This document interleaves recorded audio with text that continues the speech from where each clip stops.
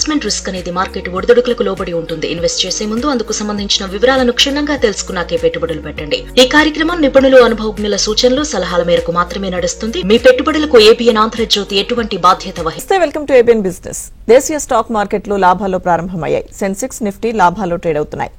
DLF, BPCL, Tata steel షేర్లు లాభాల్లో trade అవుతుండగా ONGC, Bajaj finance, doctor Reddy's labs షేర్లు నష్టాల్లో ట్రేడ్ అవుతున్నాయి. ఇక మార్కెట్స్ కి సంబంధించి తమ విశ్లేషణ అందించేందుకు బిజినెస్ అనలిస్ట్ సుందరరాజా గారు ఉన్నారు. మాట్లాడదాం.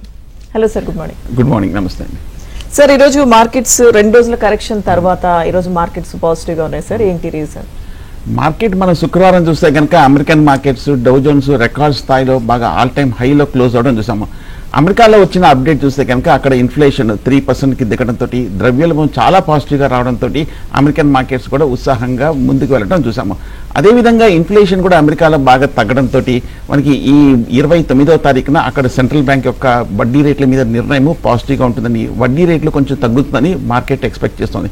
అంతకన్నా మూడో ముఖ్యమైన ప్రధానమైన కారణం చూస్తే కనుక అమెరికా, చైనా చూస్తే కనుక వాళ్ళ ట్రేడ్ సంబంధించిన ఒక పాజిటివ్ అప్డేట్స్ రావడంతో ట్రేడ్ డీల్ ఆల్మోస్ట్ కుదుర్చుకున్నట్టుగా కొన్ని వార్తలు రావడంతో అమెరికన్ మార్కెట్స్ అలాగే ఏషియన్ మార్కెట్స్ అన్ని కూడా బాగా పాజిటివ్గా పెరగడం కూడా చూసాం. అదేవిధంగా మన భారత్ ఫ్రంట్లో వస్తే కనుక మనకి జీడిపి అప్డేట్ కూడా చూస్తే కనుక అప్గ్రేడ్ చేసినట్టు కనిపిస్తుంది. ఇవాళ వచ్చిన వార్త చూస్తే కనుక ఇంటర్నేషనల్ రేటింగ్ సంస్థ, ప్రముఖ మీడియా సంస్థ రాయిటర్స్ కూడా మనకి ఈసారి భారత్ గ్రోత్ కూడా పాజిటివ్గా ఉంటుందని ఒక ఒపీనియన్ చెప్పడం కూడా మనం చూసాం. సో ఈ 4 కారణాల చేత మార్కెట్ ఇవాళ పాజిటివ్గా ఉంది. సో అందువల్ల మార్కెట్ ఇంచుమించు 100 పాయింట్లు లాభంతో 25,900 స్థాయి దగ్గర మార్కెట్ ప్రస్తుతానికి ట్రేడ్ అవుతోంది. ఓకే సార్, కాలర్ ఉన్నారు ఒంగోలు నుంచి శ్రీనివాస్ గారు. హలో అండి. హలో శ్రీనివాస్ గారు, మాట్లాడండి. మేడం నమస్కారం. మేడం సుందరరాజా గారికి నమస్తే శ్రీనివాస్ గారు. సార్ నాకు 2 స్టాక్స్ సార్ డౌట్ సార్. ఇవి లాంగ్ టర్మ్ కి పికప్ చేసుకోవచ్చా?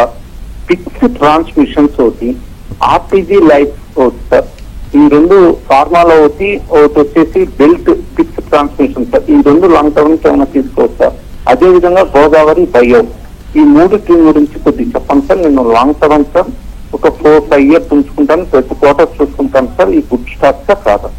2 కూడా పెద్ద కంపెనీసే. పిక్స్ ట్రాన్స్మిషన్ ఒకసారి గమనిస్తే కనుక ఈ మధ్య కొంచెం అండర్ పెర్ఫార్మ్ చేసినప్పటికీ ఈ సంవత్సరం చూస్తే కనుక 2,700 రూపాయల నుంచి పిక్స్ ట్రాన్స్మిషన్ ఆల్మోస్ట్ 1,500-1,400 రూపాయల వరకు రావడం కూడా మనం చూస్తున్నాం.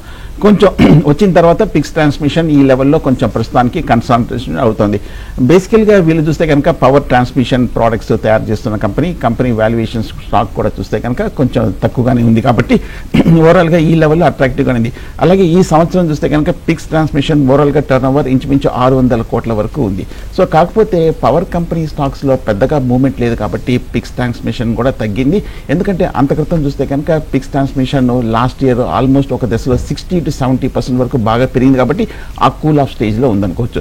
సో ఈ లెవెల్లో చూస్తే కనుక ఈ లెవెల్లో మీరు పిక్ చేసుకోవచ్చు అడిగారు కాబట్టి బాగా తగ్గటము, వాల్యుయేషన్స్ కూడా అట్రాక్టివ్గా ఉండటము, పవర్ కంపెనీ కాబట్టి అవుట్లుక్ కూడా నెక్స్ట్ 10 ఇయర్స్ కూడా బాగుంది కాబట్టి మీరు అనుకున్నట్టుగా తీసుకోవచ్చు. రెండోది మీరు అడిగిన ఆర్పీజీ లైఫ్ సైన్సెస్, ఇది కూడా పెద్ద కంపెనీ 2,360 రూపాయల దగ్గర ట్రేడ్ అవుతోంది. బేసికల్గా ఈ కంపెనీ కూడా చూస్తే కనుక వాల్యుయేషన్స్ కూడా కొంచెం పర్వాలేదు, అట్రాక్టివ్ ఉంది. వీళ్ళు బేసికల్గా యాక్టివ్ ఫార్మా ఇంగ్రీడియంట్స్ తయారు చేస్తున్నారు. ఆర్పీజీ లైఫ్ సైన్సెస్ ఒకసారి మనం ఫండమెంటల్గా గమనిస్తే కనుక ఈ లాస్ట్ 2-3 సంవత్సరాలుగా ఇంచుమించు 60 కోట్ల నుంచి 200 కోట్ల వరకు భారీగా వీళ్ళ లాభాలు క్రమేయంగా పెరుగుతూ వస్తుంది. అంతకన్నా ముఖ్యంగా ఈక్విటీ చూస్తే కనుక ఆర్పీజీ లైఫ్ సైన్సెస్కు చాలా చిన్నది, హార్డ్లీ ఒక 13 కోట్ల ఈక్విటీ ఉంది. కాబట్టి న్యాచురల్గా మార్కెట్లో కూడా ఫ్లోటింగ్ స్టాక్ కూడా తక్కువగా ఉంటుంది. అందులో ఈ 13 కోట్లలో కంపెనీ యాజమాన్యానికి ఇంచుమించు 73% వరకు ఉండడం కూడా మనం గమనించవచ్చు. అందులో ఎఫ్ఐస్ కూడా ఇంచుమించు 6.7% వరకు ఉండడం చూసాం.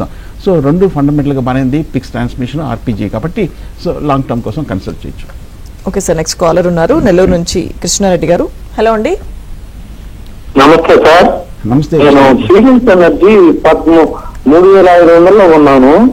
పిఎన్బి హౌసింగ్ ఫైనాన్స్ 1,100లో కొన్నాను సార్. అవి 2 లాస్ లో ఉన్నాయి, ఏమి ఉంటారు?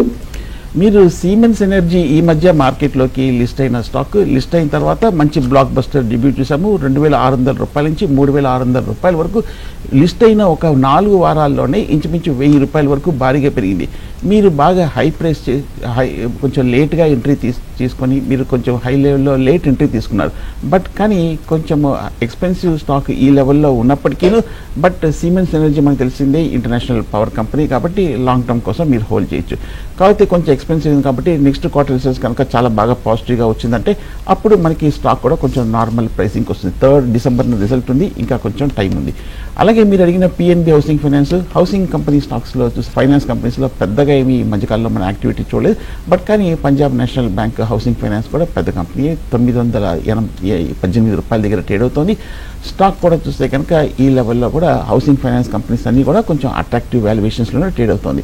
సో కాబట్టి హార్డ్లీ 11 రెట్ల వీళ్ళ ఈ ఎర్నింగ్స్కి ట్రేడ్ అవుతుంది కాబట్టి పంజాబ్ నేషనల్ బ్యాంక్ కూడా చీపర్ లెవెల్లో ఉంది కాబట్టి లాంగ్ టర్మ్ కోసం తీసుకోవచ్చు. కాకపోతే మనకి నెక్స్ట్ సెక్టర్లో రొటేషన్ రావాలి.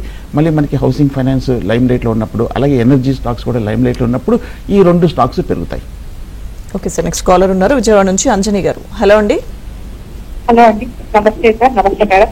నమస్తే. నేను డిజిటల్ టెక్నాలజీస్ తీసుకోవాలనుకుంటున్నానండి. అంటే స్టాక్ 15,000 అలా దగ్గరకు ఒకసారి స్టాక్ రిపీట్ చేయండి అంజనీ గారు. డిజిటల్ టెక్నాలజీస్ అండి. Okay, digital technology. Okay. Dixon technologies ఒకసారి గమనిస్తే కనుక మొన్న 17th అక్టోబర్న రిజల్ట్ వచ్చింది. రిజల్ట్ తర్వాత స్టాక్ కొంచెం నెగిటివ్ రియాక్షన్ ఇంచుమించు 8% వరకు రావడం చూసాము. డిక్సన్ టెక్నాలజీస్ ఇంచుమించు ఇప్పుడు 1200 రూపాయల దగ్గర ట్రేడ్ అవుతుంది. ఈ స్టాక్ కొంచెం రిజల్ట్ తర్వాత కొంచెం తగ్గింది కాబట్టి రిజల్ట్స్ ఇంపాక్ట్ చూస్తే కనుక కొంచెం స్టాక్ డిక్లైన్లోకి గురైంది కాబట్టి నా ఉద్దేశం అయితే డిక్సన్ టెక్నాలజీస్ కొంచెం వెయిట్ చేయొచ్చు. సో డిక్సన్ టెక్నాలజీస్ ఒకసారి మనం గమనిస్తే కనుక స్టాక్ కూడా కొంచెం ఎక్స్పెన్సివ్గా ఉంది. ఆల్మోస్ట్ 60 times వీళ్ళ ఎర్నింగ్స్కి ట్రేడ్ అవుతుంది కాబట్టి నా ఉద్దేశం అయితే ఈ ఎలక్ట్రానిక్స్ తయారు చేసే కంపెనీ స్టాక్ని మేబీ కొంచెం చిన్న కరెక్షన్లో మీరు డిక్సన్ టెక్నాలజీస్ని కన్సిడర్ చేయొచ్చు. ఓకే సార్, నెక్స్ట్ కాలర్ ఉన్నారు హైదరాబాద్ నుంచి వెంకట్రావు గారు. హలో అండి. సార్ నమస్తే అమ్మా, నా పేరు వెంకట్రావు, హైదరాబాద్ నుంచి మాట్లాడుతున్నాను. జిందాల్ సార్ ఒకటి తీసుకున్నానమ్మా. జిందాల్ సార్ ఒకటి, HFCL ఒకటి. ఓకే, జిందాల్ సాల్ తీసుకున్నారు కాబట్టి హోల్డ్ చేయొచ్చు. ఎందుకంటే ఈ స్టాక్ ఈ మధ్యకాలంలో బాగా తగ్గింది. ఇంచుమించు 250 రూపాయల నుంచి ఈ స్టాక్ ఆల్మోస్ట్ 180 రూపాయల వరకు తగ్గి మొన్న రిజల్ట్స్ రావడం చూసాము. 17th అక్టోబర్న రిజల్ట్ తర్వాత కూడా స్టాక్లో కూడా కొంచెం బాగా కరెక్షన్ రావడం కూడా చూస్తున్నాము. ఈ స్టాక్ చూస్తే కనుక ఆల్మోస్ట్ 19-month లో దగ్గర ట్రేడ్ అవుతుంది జిందాల్ సాల్. కాకపోతే జిందాల్ సాబ్ మొన్న రిజల్ట్స్ కొంచెం డిసప్పాయింట్ అయినప్పటికీ పెద్ద కంపెనీ. జిందాల్ సాబ్ మనం ఒకసారి చూస్తే కనుక ఐరన్ అండ్ స్టీల్ ప్రోడక్ట్స్ తయారు చేసే కంపెనీ. జిందాల్ సాబ్ ఈ ఏడాది గమనిస్తే కనుక ఆల్మోస్ట్ 1738 కోట్ల వరకు వీళ్ళు మంచి లాభాలు ప్రకటించిన కంపెనీ. సో కాబట్టి స్టాక్ కూడా కొంచెం చీపర్ లెవెల్లో ఉంది కాబట్టి నా ఉద్దేశం అయితే పెద్ద కంపెనీ కాబట్టి హోల్డ్ చేయొచ్చు జిందాల్ సాబ్. అలాగే HFCL గురించి అడిగారు. హిమాచల్ ఫ్యూచరిస్టిక్స్ ఈ మధ్య పెద్దగా మూమెంట్ ఏం లేదు. ఈ ఏడాది చూస్తే కనుక స్టాక్ కొంచెము ఈ టెలికమ్యూనికేషన్ స్టాక్ కొంచెం డిసప్పాయింట్ అయినప్పటికీ ఆల్మోస్ట్ 100 రూపాయల నుంచి ఈ స్టాక్ 68 రూపాయల వరకు తగ్గింది. సో పెద్దగా మూమెంట్ లేదు. కాకపోతే నా ఉద్దేశం అయితే HFCL కొంచెం ఎప్పటి నుంచో ఉన్న కంపెనీ, అలాగే కొంచెము పెద్ద కంపెనీ కాబట్టి నా ఉద్దేశం అయితే ప్రస్తుతం అయితే హోల్డ్ చేయొచ్చు. లేదంటే కనుక ర్యాలీలో ఎగ్జిట్ అవ్వచ్చు. ఎందుకంటే స్టాక్ చూస్తే కనుక కొంచెం ఎక్స్పెన్సివ్గా కనిపిస్తుంది కాబట్టి కొంచెం ర్యాలీలో HFCL ఎగ్జిట్ అవ్వచ్చు. ఓకే సార్, నెక్స్ట్ కాలర్ ఉన్నారు విజయవాడ నుంచి పవన్ కుమార్ గారు. హలో అండి. నమస్తే అండి, నా దగ్గర స్విట్జర్లాండ్ ఎనర్జీ స్టాక్స్ ఉన్నాయండి. యావరేజ్ ప్రైస్ వచ్చేసి 55 అండి. అది హోల్డ్ చేయొచ్చు. ఏంటంటే ఫస్ట్ ఓకే, మీరు మంచి రేట్లోనే తీసుకున్నారు. ఇప్పుడు ప్రస్తుతం 52 రూపీస్ దగ్గర చేరుతుంది. పైగా మీరు 55 రూపీస్లో తీసుకున్నప్పుడు అంతర్గత ట్రెండ్ చూస్తే కనుక 75 రూపాయల నుంచి సుజలాన్ ఆల్మోస్ట్ 50-55 వరకు తగ్గడం కూడా మేము చూసాము. సుజలాన్ ఎనర్జీ ఈసారి రిజల్ట్స్ మీద కొంచెం పాజిటివ్ ఎక్స్పెక్టేషన్స్ ఉన్నాయి. 12th నవంబర్న రిజల్ట్ ఉంది. ఆల్మోస్ట్ ఒక 15 రోజుల వరకు ఇంకా కొంచెం టైం కూడా ఉంది. నా ఉద్దేశం అయితే సుజలాన్ ఎనర్జీ పెద్ద company, one of the leading power సెగ్మెంట్లో ఉన్న కంపెనీ కాబట్టి నా ఉద్దేశం అయితే సుజలాన్ ఎనర్జీ మీరు ప్రస్తుతానికి హోల్డ్ చేయొచ్చు. ఓకే సార్, నెక్స్ట్ కాలర్ ఉన్నారు వరంగల్ నుంచి రాజ్ కుమార్ గారు. హలో అండి. సంతోష్ కుమార్ అండి. ఓకే అండి, మాట్లాడండి. హలో చెప్పండి సంతోష్ గారు. సార్, సిల్వర్ బీస్ మీద ఇన్వెస్ట్ చేయొచ్చండి? Okay, gold bees and silver బీస్ రెండు కూడా చూస్తే కనుక మనకి లాంగ్ టర్మ్లో రెండు ప్రెషియస్ కమాడిటీస్ కంటిన్యూస్ అప్ ట్రెండ్లో ఉండడము, పైగా లాస్ట్ 1 yearగా చూస్తే కనుక గోల్డ్ బీసు సిల్వర్ బీసు రెండు కూడా అట్రాక్టివ్ రిటర్న్స్ ఇవ్వడము, in fact market benchmarks market ఇండిసెస్ని అవుట్ పెర్ఫార్మ్ చేసిన రెండు ఇండిసెస్ కాబట్టి కొంచెం చాలామంది ఈ మధ్య అడుగుతున్నారు. బట్ కానీ ఇప్పుడు రెండు కమాడిటీస్ చూస్తే కనుక గోల్డ్ అండ్ సిల్వర్ కొంచెం కూల్ ఆఫ్ స్టేజ్లో ఉన్నట్టు కనిపిస్తుంది. ఈ మధ్యకాలంలో మీరు చూసే ఉంటారు లాస్ట్ 1 or 2 weeksగా హై నుంచి కూడా కరెక్షన్ రావడం చూస్తున్నాం. సో మేబీ కొంచెం ఒక చిన్న కరెక్షన్లో సిల్వర్ అండ్ గోల్డ్ని తీసుకోవచ్చు. Okay sir. సార్ అయితే మార్కెట్స్ నెక్స్ట్ ట్రెండ్ ఎలా ఉండబోతుంది సార్? మన మార్కెట్స్ అప్ ట్రెండ్కి వెళ్ళే ఛాన్సెస్ ఉన్నాయా? సో మన మార్కెట్ పాయింట్ ఆఫ్ వ్యూలో చూస్తే కనుక ఈ లాస్ట్ 4 వారాలుగా ఇంచుమించు 1500 పాయింట్ల వరకు నిఫ్టీలో ఒక మంచి ర్యాలీ రావటం మనం చూసాము. ర్యాలీ రావడంతో ఆల్మోస్ట్ ఆల్ టైమ్ హై చేరువలోకి మార్కెట్ నిఫ్టీ కూడా ట్రేడ్ అవడం కూడా చూస్తున్నాం. కానీ మన మార్కెట్ ఎదురు చూసే మేజర్ అంశం చూస్తే కనుక నిన్న ఎలాగైతే కనుక యుఎస్ఏను అలాగే చైనా ఆల్మోస్ట్ ట్రేడ్ డీల్ కుదుర్చుకున్నట్టుగా వార్తలు వచ్చాయో, అలాగే భారత్ అమెరికా కూడా చూస్తే కనుక త్వరలో ట్రేడ్ డీల్ సంబంధించిన వరకు ఒక డీల్ కుదుర్చుకోవాలి రావాలి అన్న ఉద్దేశంతో మార్కెట్ కొద్దిగా ఎదురు చూస్తుంది. ఏమాత్రం కనుక ఈ విషయంగా ఏమాత్రం ఒక పాజిటివ్ అప్డేట్ వస్తే కనుక అవుట్కమ్ వస్తే కనుక మార్కెట్ కూడా కొంచెం పెరిగే అవకాశాలు కూడా కనిపిస్తుంది. అంతేకాకుండా రెండో ప్రధానమైన అంశం గమనిస్తే కనుక మనకి ఈ వారం ఆల్మోస్ట్ 300 కంపెనీస్ దగ్గర నుంచి టాప్ కంపెనీస్ దగ్గర నుంచి కూడా రిజల్ట్స్ కూడా రాబోతున్నాయి. ఈ మధ్య వచ్చిన రిజల్ట్స్ కూడా చూస్తే కనుక ఐటీ స్టాక్స్ రిజల్ట్స్ కూడా బాగానే ఉండడం కూడా మనం గమనించాం. కాబట్టి సో రిజల్ట్స్ మీద కూడా మార్కెట్ కూడా మూమెంట్ ఉండే అవకాశం ఉంది. అలాగే ఈ నెల అంటే ఈ అక్టోబర్ ఇప్పటివరకు చూస్తే కనుక విదేశీ సంస్థలు పెద్దగా అమ్మకాలు కొనుగోలు చేయలేదు. ఆల్మోస్ట్ వాళ్ళ ట్రెండ్ క్వైట్గా ఉన్నట్టు కనిపిస్తుంది. ఏమాత్రం కనుక ఈ మధ్యకాలంలో లాస్ట్ 6 monthsగా భారీగా అమ్మకాల తర్వాత ఇప్పుడు కొంచెం విదేశీ సంస్థలు కొంచెం కామ్గా ఉన్నారు. కాబట్టి వాళ్ళు ఏమైనా కొంచెం మార్కెట్లోకి బయింగ్ స్ప్రీలో వస్తే కనుక అప్పుడు మార్కెట్ కూడా పెరిగే అవకాశం ఉంది. సో కాబట్టి ఈ 3 కారణాలు నెక్స్ట్ మార్కెట్ మూమెంట్ని ప్రభావితం చేసే అంశాలు అనుకోవచ్చు. Okay sir. నెక్స్ట్ కాలర్ ఉన్నారు హైదరాబాద్ నుంచి కిరణ్ రెడ్డి గారు. హలో అండి. హలో అండి కిరణ్ గారు మాట్లాడండి. Hello sir, good morning sir. Good morning Kiran గారు. సార్ నేను 1 year బ్యాక్ ఈ తున్వాలా ఈ మోటార్స్ లిమిటెడ్ ఐపీఓ తీసుకున్నాను సార్. హలో చెప్పండి. అది అప్పటి నుంచి ఇప్పటిదాకా అసలు నెగిటివ్ లోనే ఉంది సార్. అసలు దాన్ని రివర్స్ చేయడానికి కూడా ఎలాంటి ఆప్షన్ లేదు. 50% లోలో నడుస్తుంది సార్. అసలు అది పెరుగుతుందా పెరగదా సార్? ఇన్ఫ్యాక్ట్ లాస్ట్ 1 yearగా చూస్తే కనుక ఐపీఓస్ కొంచెం మిక్సర్గా ట్రేడ్ అవడం చూస్తున్నాము. ముఖ్యంగా ఈ మధ్య గమనిస్తే కనుక ఈ లాస్ట్ 6 monthsగా ఐపీఓలు కొంచెం ఇనీషియల్ లిస్టింగ్ తర్వాత పాజిటివ్గా వచ్చిన తర్వాత ఇంచుమించు 50 to 60% ఆఫ్ ఐపీఓస్ వాళ్ళ లిస్టింగ్ ప్రైస్కి బిలో రావటము కొంచెం నెగిటివ్ రిటర్న్స్ ఇవ్వడం కూడా మనం చూస్తున్నాము. సో కాబట్టి కొంచెం ఐపీఓస్లో కనుక కొంచెము ఏమాత్రం రిజల్ట్స్ బాగుంటే కానీ మీరు హోల్డ్ చేయొచ్చు. లేదంటే కనుక రిజల్ట్స్ అంత బాగాలేదంటే కనుక చాలామంది ఏంటంటే మనం గమనించాము లిస్టింగ్ గెయిన్స్ కోసము ఇనిషియల్గా ఇన్వెస్ట్ చేయడము, ఐపీఓకి సబ్స్క్రైబ్ చేయడము, ఆ తర్వాత సబ్సిక్వెంట్గా మనకి అనుకున్నట్టుగా డెబ్యూ కనుక స్ట్రాంగ్గా ఉందంటే అప్పుడు కొంచెం అమ్మకాలు జరుగుతుంది. సో కాబట్టి కొంచెం అండర్ పెర్ఫార్మ్ చేస్తుంటే మీ రేట్ వచ్చినప్పుడు ఎగ్జిట్ అవ్వచ్చు. Okay sir. నెక్స్ట్ కాలర్ ఉన్నారు హైదరాబాద్ నుంచి శ్రీనివాస్ రెడ్డి గారు. హలో అండి. హలో అండి, మాట్లాడండి శ్రీనివాస్ రెడ్డి గారు. సార్ ఇప్పుడు ఇది గోల్డ్ రేటు పెరుగుతుందా? ఇన్వెస్ట్ చేయడం మంచిదేనా? ఇన్వెస్ట్ చేశారా చేద్దాం అనుకుంటున్నారా? చేద్దాం అనుకుంటున్నాను. ఓకే, గోల్డ్ ప్రైస్ గురించి అడుగుతున్నారు. గోల్డ్ ఈ లాస్ట్ 6 monthsగా ఫెనామినల్గా పెరగటం అనేది మనం చూసాము. చాలా స్ట్రాంగ్ ర్యాలీ రావడం కూడా మనం చూస్తున్నాము. కానీ లాస్ట్ 1 weekగా చూస్తే కనుక యుఎస్ చైనా కూడా కొంచెం ట్రేడ్ డీల్ కుదుర్చుకున్నట్టు వార్తలు రావడంతో గోల్డ్ కూడా కొంచెం హై నుంచి కరెక్షన్ రావడం చూసాం. పైగా ప్రాఫిట్ బుకింగ్ కూడా గురవడం కూడా మనం చూసాం. సో ట్రేడర్స్ అందరూ ఫ్రెష్ కమిట్మెంట్స్ అనేది గోల్డ్లో సిల్వర్లో కూడా తీసుకుంటున్నట్టుగా కనిపించట్లేదు. సో కాబట్టి నా ఉద్దేశం అయితే జస్ట్ ఒక 1 weekే కరెక్షన్ అయింది కాబట్టి ఎంబడే కాకుండా కొంచెము లోయర్ రేట్లో సెటిల్ అయిన తర్వాత గోల్డ్ని తీసుకోవచ్చు. Okay sir. సార్ అయితే 26,000 దగ్గర నిఫ్టీకి ఏదైనా అడ్డంకి ఉందా? ఒకవేళ దీన్ని అధిగమిస్తే కనుక ఆల్ టైమ్ హైకి అది వెళ్తుందా? కరెక్ట్గా ఈ 26,000 చూస్తే కనుక October 1st week last year 2024లో హై ఏర్పడి అక్కడి నుంచి ఇంచుమించు ఒక 4,000 పాయింట్ల వరకు పట్టం చూసాము. అలాగే 26,200 దగ్గర అంటే మనకి లాస్ట్ ఇయర్ 2024 సెప్టెంబర్ 1st weekలో ఈ హై ఏర్పడటం చూసాం. సో ఏడాది క్రితం చూస్తే కనుక 2 మేజర్ టాప్స్ ఈ లెవెల్లో ఏర్పడింది కాబట్టి ఇక్కడ గట్టి రెసిస్టెన్స్ ఉంది. ఆల్మోస్ట్ ఏడాది కరెక్షన్ తర్వాత మళ్ళీ మనకి ఈ లెవెల్ని మళ్ళీ పరీక్షించడం అనేది మనం చూస్తున్నాం. సో ఈ లెవెల్లో చాలా స్ట్రాంగ్ రెసిస్టెన్స్ ఉంది కాబట్టి ఒకవేళ కనుక బహుశా ఈ వారము 26,000ని ఇంకోసారి పరీక్షించే అవకాశాలు ఉంది సెకండ్ అటెంప్ట్లో. ఒకవేళ కనుక ఈసారి కనుక సక్సెస్ఫుల్గా మనకి 26,000 లెవెల్ని కనుక బ్రేక్అవుట్ అయ్యిందంటే కనుక అప్పుడు టెక్నికల్గా ఒక అప్ ట్రెండ్ సిగ్నల్ అనుకోవచ్చు. సో కాబట్టి బేసికల్గా ఇండెక్స్ కొంచెము కన్సాలిడేషన్లోకి ఉండే అవకాశం ఉంది. ఎందుకంటే లాస్ట్ థర్స్డే ఒకసారి గమనిస్తే కనుక 26,220 ఇండెక్స్ నుంచి ఆల్మోస్ట్ 250 పాయింట్ల వరకు మనకి ఒక్కసారిగా నీజర్ కరెక్షన్ రావడంతో ఈ 26,000 దగ్గర చాలా స్ట్రాంగ్ రెసిస్టెన్స్ ఉంది అనుకోవచ్చు. సో 26,000 బ్రేక్అవుట్ అయితే అప్పుడు మేబీ మళ్ళీ ఒక స్టాక్ స్పెసిఫిక్ ర్యాలీస్ కూడా వచ్చే అవకాశం ఉంది. ఓకే సార్, కాలర్ ఉన్నారు. నెక్స్ట్ హైదరాబాద్ నుంచి బాలాజీ గారు. హలో అండి. నమస్తే మేడం. నమస్తే అండి, మాట్లాడండి. నమస్కారం సార్. నమస్తే బాలాజీ గారు. సార్ టాటా ఇన్వెస్ట్మెంట్ 1000 రూపీస్ లో ఉన్నాయి సార్, అది ఏం చేయాలి అర్థమవుతలేదు, డౌన్ అవుతుంది day to day please.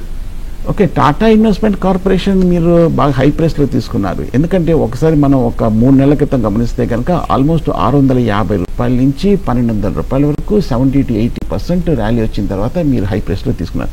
But కానీ టాటా ఇన్వెస్ట్మెంట్ అఫ్కోర్స్ మధ్యలో స్టాక్ కూడా స్ప్లిట్ అవడం కూడా మనం చూసాము 10:1 రేషియోలో. అలాగే స్టాక్ కూడా లాస్ట్ ఒక 2-3 వారాలుగా తగ్గడం కూడా మనం చూస్తున్నాము. సో కాబట్టి నా ఉద్దేశం అయితే Tata investment corporation long term point of వ్యూలో అయితే హోల్డ్ చేయొచ్చు. ఎందుకంటే ఈ మధ్య లాస్ట్ 6 monthsగా అవుట్ పెర్ఫార్మ్ చేసిన తర్వాత టాటా ఇన్వెస్ట్మెంట్ ఇప్పుడు ఒక న్యాచురల్ నార్మల్ కరెక్షన్లో ఉంది కాబట్టి మేబీ ఒక వెయిట్ చేయొచ్చు మీరు లాంగ్ టర్మ్ కోసం, పెద్ద కంపెనీ కాబట్టి. సార్ కాలర్ ఉన్నారు సార్ హైదరాబాద్ నుంచి విజయభాస్కర్ రెడ్డి గారు. హలో అండి. హలో నమస్తే మేడం. నమస్తే అండి. నేను నాకో ఫార్మా 1 year కిందట 1150 చొప్పున తీసుకున్నాను అండి, 2 వేల షేర్లు. అది పునరేపు వస్తారా రాదా? ఓకే, నాట్కో ఫార్మా చూస్తే కనుక బాగా హై ప్రైస్ తీసుకున్నారు. ఈ ఏడాది గమనిస్తే కనుక నాట్కో ఆల్మోస్ట్ 1000 రూపాయల నుంచి ఈ స్టాక్ 800 రూపాయల వరకు 200 రూపాయల వరకు కరెక్షన్ వచ్చిన తర్వాత లాస్ట్ ఒక 1 monthగా గమనిస్తే కనుక నాట్కో ఫార్మా ఈ లెవెల్లో కొంచెం స్టేబిలైజ్ అయినట్టు కనిపిస్తుంది 800-850 రూపాయల దగ్గర.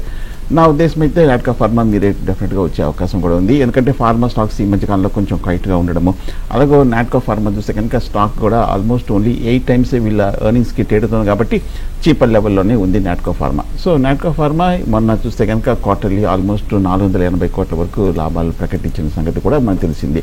ఇయర్లీ రిజల్ట్స్ కూడా చూస్తే కనుక ఆల్మోస్ట్ 1800 కోట్ల వరకు పైగా రిజల్ట్స్ కూడా ప్రకటించిన కంపెనీ నాట్కో. సో కొంచెం లాంగ్ టర్మ్ కోసం హోల్డ్ చేయొచ్చు. ఓకే సార్, అయితే లాస్ట్ వీక్ చూస్తే కనుక బ్యాంక్స్ స్టాక్స్ కొంచెం తగ్గాయి, ఐటీ స్టాక్స్ పెరిగాయి.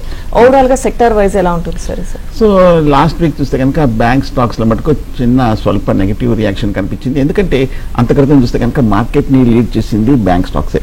బ్యాంక్ స్టాక్స్ చూస్తే కనుక ఆల్మోస్ట్ ఒక 1500-2000 పాయింట్ల వరకు భారీగా పెరిగింది కాబట్టి న్యాచురల్గా కొంచెము అండర్ పెర్ఫార్మ్ చేయడం చూసాం.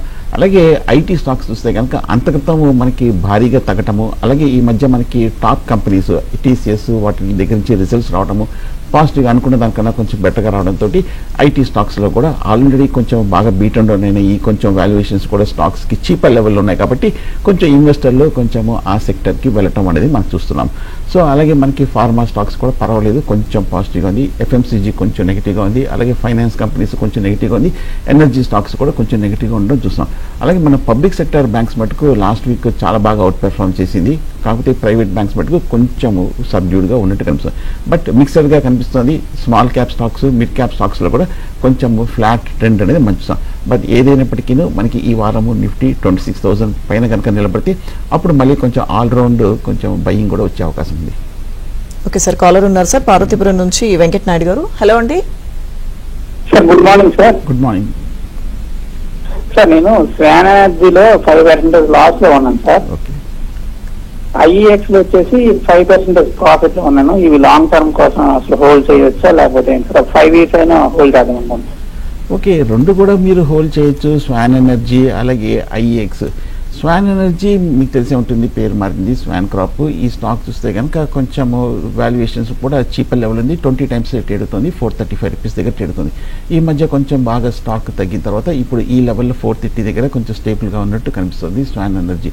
సో కాబట్టి నా ఉద్దేశం అయితే హోల్డ్ చేయొచ్చు. అలాగే ఇండియన్ ఎనర్జీ ఎక్స్చేంజ్ ఐఎక్స్ కూడా చూస్తే కనుక 150 రూపాయల దగ్గర ట్రేడ్ అవుతుంది. స్టాక్ కూడా హార్డ్లీ ఒక 30 times వీళ్ళ ఎర్నింగ్స్కి ట్రేడ్ అవుతుంది కాబట్టి కొంచెం చీపర్ లెవెల్లో ఉందనుకోవచ్చు మనకి ఐఎక్స్ కూడా. సో రెండు కూడా పెద్ద కంపెనీసే, రెండు కూడా పవర్ కంపెనీస్. మీరు కొంచెం హై ప్రైస్లో తీసుకున్నారు లాంగ్ టర్మ్ పాయింట్ ఆఫ్ వ్యూలో. మళ్ళీ నెక్స్ట్ మనకి పవర్ ఎనర్జీ స్టాక్స్లో ర్యాలీ వచ్చినప్పుడు ఈ రెండు స్టాక్స్లో కూడా కొంచెం ర్యాలీ వచ్చే అవకాశం ఉంది పెద్ద కంపెనీస్ కాబట్టి. ఓకే సార్, అయితే గోల్డ్ కి సంబంధించి చెప్పారు. సో సిల్వర్ ప్రైస్ విషయం ఏ విధంగా ఉండే అవకాశం ఉంది? దానిలో ఇన్వెస్ట్ చేయాలంటే ఇప్పుడు కొత్తగా చేయాలనుకున్న వాళ్ళు చేయడం బెటర్, వెయిట్ చేయొచ్చు? సిల్వర్ కూడా ఒకసారి గమనిస్తే కనుక లాస్ట్ ఒక 1 వీక్గా మనకి హై నుంచి కరెక్షన్ రావడం కూడా మనం చూస్తున్నాము.